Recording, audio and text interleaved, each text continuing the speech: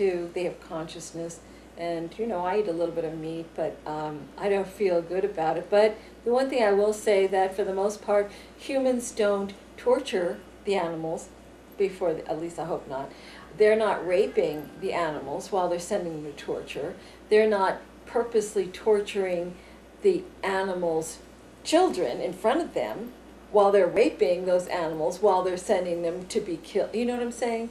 This is a level of perversion. This is a level of perversion you can't even imagine.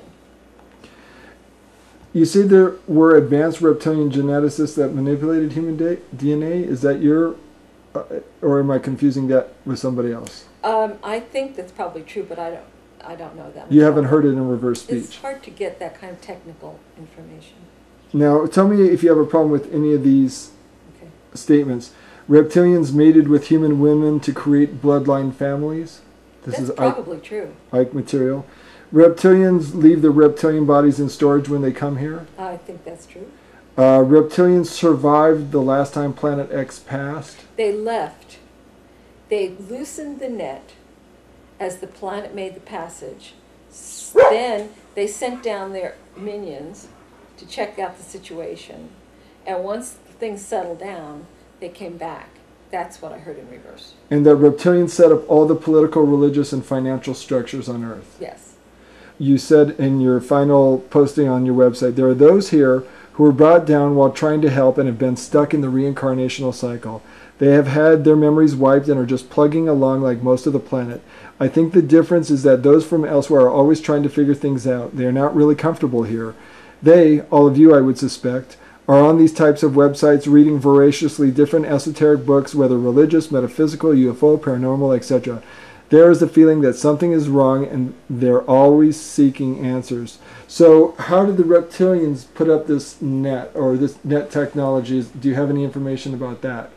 I don't really have that much information. It's layers. It's not just a net. This is layers. I think this, you know, one inside of the other. A Chinese box. Kind of that way. I know it's, I heard it referred to as the Martian net. So I think that this extends all the way to Mars. And I know that they use wormholes and portals in order to transport body parts and what have you from energy points here, probably portals or energy centers, which are there connected to wormholes. They use those to transport to Mars and to Orion.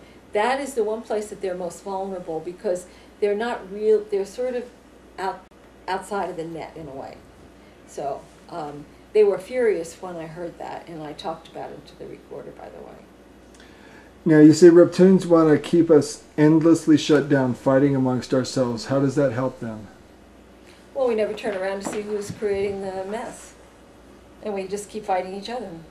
And you also said we cannot create our own reality right now because we are inside the matrix of the net. Mm-hmm. Does that give you a hopeless feeling, or what can we do if we can't create our own reality right now? Well, I don't have a hopeless feeling because it's still changing. If I thought this was going to go on forever, because I know what their agenda was. Their future agenda was to microchip everybody, to have certain people set aside as slaves, the rest were in concentration camps and as a constant food source.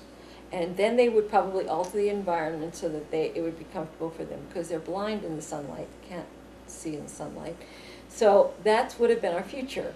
A total slave, lockdown slave planet. Now, if I didn't know that Planet X was coming in to shred the net, being sent by God, the Creator, and if I didn't know that this whole reality was changing, I probably wouldn't be able to get out of bed in the morning because it would be so depressing.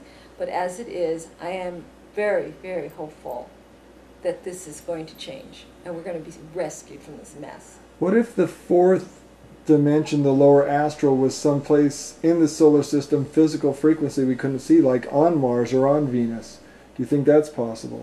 Well, I think that you can't see them on, like the fourth dimension is on Mars. There probably is a fourth dimension all over, just like 3 dimensions. And they operate on Mars in the fourth dimension. They're not physically there on the planet. They're there interdimensionally, I believe. So when you talk about spirit people leaving their bodies